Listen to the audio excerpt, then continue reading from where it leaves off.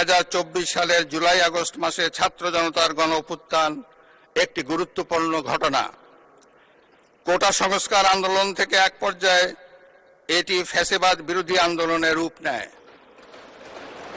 দেশের ছাত্র জনতা, কৃষক, শ্রমিক, শিক্ষক, সাংবাদিক, বুদ্ধিজীবী, প্রবাসী তথা সকল শ্রেণী পেশার মানুষ গণতন্ত্রের পক্ষে রাজনৈতিক দলসহ সকলের সম্মিলিত আন্দোলনের ফলে 2024 সালের 5ই আগস্ট তৎকালীন ফ্যাসিস্ট সরকারের পতন ঘটে।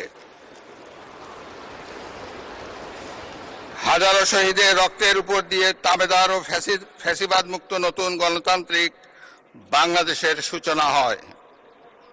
আমি 2024 সালের জুলাই আগস্ট ছাত্র জনতার গণ অভ্যুত্থানে শহীদ ও আহতদের এবং দীর্ঘ 1.5 দশকের ফ্যাসিবাদী শাসন আমলে গুম, খুন, বিচার বহির্ভূত হত্যাকাণ্ড এবং ফ্যাসিবাদ বিরোধী আন্দোলনে নির্যাতন ও নিপীড়নের শিকার সাধারণ মানুষ ও রাজনৈতিক দলের সদস্যবৃন্দকে কৃতজ্ঞতার সঙ্গে স্মরণ করছি,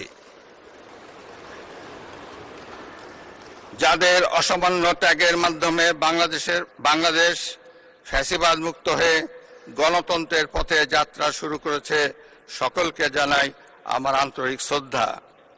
2024 সালের গণ অভ্যুত্থানে সহস্রাধিক মানুষ শহীদ হয়েছেন। নারী, পুরুষ, শিশু সহ আহত ও পঙ্গু হয়েছেন কমপক্ষে 30,000 মানুষ। 5 শতাধিক মানুষ চোখ হারিয়ে অন্ধত্ব বরণ করেছেন।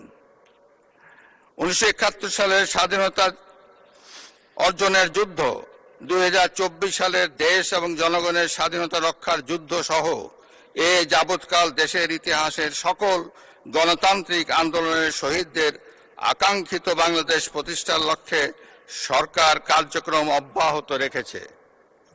2024 সালে ছাত্র জনতার গণ অভ্যুত্থানে আহতদের দেশের বিভিন্ন হাসপাতালে চিকিৎসা চলমান রয়েছে। 137 জন গুরুতর আহত জুলাই যোদ্ধাকে উন্নত চিকিৎসার জন্য বিদেশে পাঠানো হয়েছে। আহতদের 12,043টি স্বাস্থ্য কার্ড দেওয়া হয়েছে। 1971 সালের বীর মুক্তিযোদ্ধা ও 2024 সালের জুলাই যোদ্ধাদের চিকিৎসা সহায়তা ও ভাতা অনলাইন ব্যাংকিং সিস্টেমে পরিচালিত হচ্ছে। সরকার জুলাই গণ অভ্যুত্থানের ইতিহাস সংরক্ষণ, গবেষণা, উন্নয়ন, দিবস উদযাপন সহ নানামুখী কার্যক্রম ও বাস্তবায়ন করে যাচ্ছে। বিশ্ব শিশু দিবস ও শিশু অধিকার সপ্তাহ 2025 উদযাপন উপলক্ষে